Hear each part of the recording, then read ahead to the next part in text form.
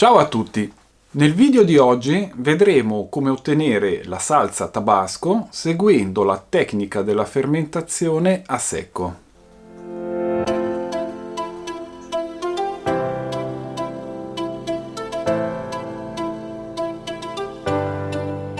Nella fermentazione a secco non si utilizza l'acqua, quindi pesiamo i peperoncini, in questo caso della varietà tabasco. Aggiungiamo il 3% circa di sale e frulliamo il tutto.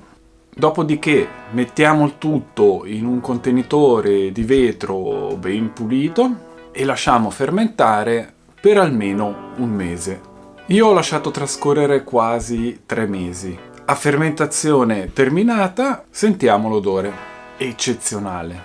Come sempre ne preleviamo una piccola quantità per fare il controllo del pH. Si situa a 3,8, quindi è perfetto. Adesso ci serve un ciotolino, un setaccio con maglie larghe e un cucchiaio. Si dice che con i fermentati è meglio evitare di utilizzare il metallo, perché a quanto sembra i batteri dei fermenti lattici non vanno molto d'accordo col metallo. Ma dal momento che i probiotici io li prendo da altre preparazioni, come per esempio i crauti, e vi lascio qua il video di come prepararli, per questa salsa possiamo chiudere un occhio. Dunque, setaccio la polpa di tabasco in modo da separare tutti i semi e la buccia. Alla fine questo è il risultato, una salsa bella densa. Guardate che colore fantastico, sembra fluorescente. La densità è, secondo me, perfetta e l'odore è buonissimo.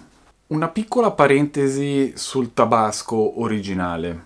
Come ve ne ho già parlato in un altro video e potete anche trovare diversi documentari su YouTube che spiegano la preparazione del tabasco originale, utilizzano logicamente i peperoncini della varietà tabasco, li frullano col sale, come abbiamo fatto oggi noi, poi li mettono nelle botti di rovere per 3 anni, e questo passaggio noi non l'abbiamo fatto perché non ho le botti di rovere e non ho la pazienza di attendere 3 anni. Passati questi 3 anni di fermentazione, li setacciano per separare le bucce e i semi dalla polpa, come ho fatto io.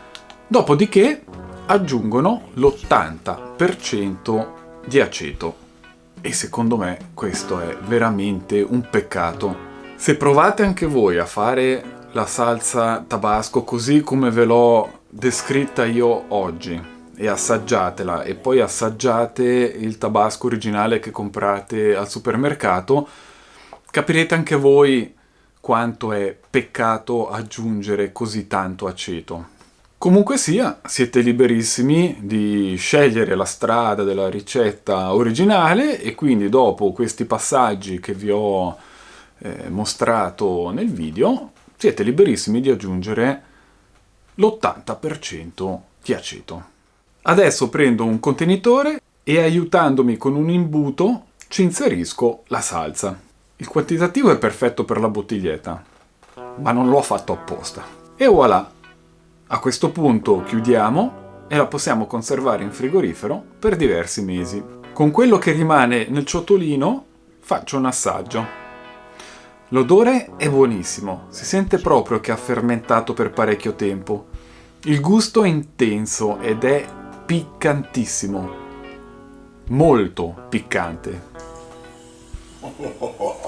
Se considerate che il tabasco originale contiene appunto l'80% di aceto, questa che di aceto non ne ha è molto più concentrata, sia nel gusto che nella piccantezza.